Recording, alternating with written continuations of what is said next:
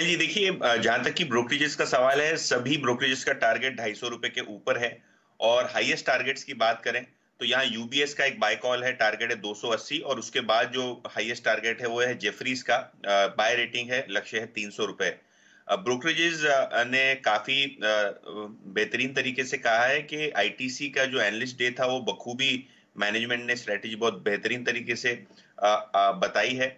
जहां तक कि मैनेजमेंट का सवाल है, उन्होंने ब्रांड्स के बारे में कहा है, डिजिटल निवेश के बारे में कहा है, सिगरेट कारोबार को लेके जो टैक्स बढ़ने की बातें हैं, आईटीसी ने कहा है शायद ये आगे चलते हुए टबैको इंडस्ट्री के लिए पॉजिटिव है, क्योंकि सिगरेट एक बहुत छोटा हिस्सा है पूरे तंबाकू बिजनेस का।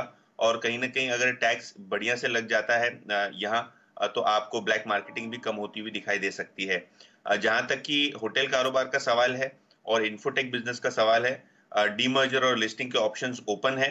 कोई पर्टिकुलर टाइमलाइन उन्होंने नहीं दी है, एफएमसीजी के डीमर्जर के लिए भी कोई स्पेसिफिक टाइमलाइन नहीं दी है।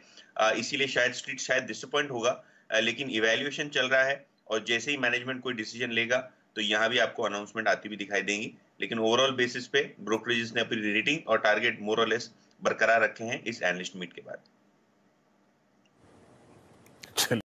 का सवाल है, जेपी मॉर्गन ने यहाँ एक बाय कॉल दिया है, लक्ष्य है ₹2300। और जिस हिसाब से एलएनटी का इस साल का आपको ऑर्डर बुक बनता हुआ दिखाई दिया है, सेकेंड हाफ में भी पिकअप होने की बहुत बड़ी उम्मीद है। तो कहीं ना कहीं जो ऑर्डर बुक में पिकअप हो रही है उसको लेके ब्रोकरेजेस उत्साहित हैं। इसके अलावा जो हमारा बजट है जो फरवरी में आने वाला है, वहां भी बातें चल रही हैं कि पिछले साल के मुकाबले 20% ज्यादा इंफ्रास्ट्रक्चर को एलोकेशन करेगी सरकार। और अगर इंफ्रास्ट्रक्चर में आपका बजट आउटले बढ़ता है तो कहीं ना कहीं एलएनटी जैसी कंपनियों को इसका फायदा होता है, और इसीलिए यहाँ खरीदारी की सलाह यूबीएस अपने क्लाइंट्स को दे रहा है। एबी फैशन पे आते हैं, जहां सीएलएसए का लक्ष्य ₹325। स्ट्रीट पे काफी बुलिश है सीएलएसए एबी फैशन को लेके, और अच्छे वैल्यूएशन पे रीबॉक का एक्विजिशन हुआ है।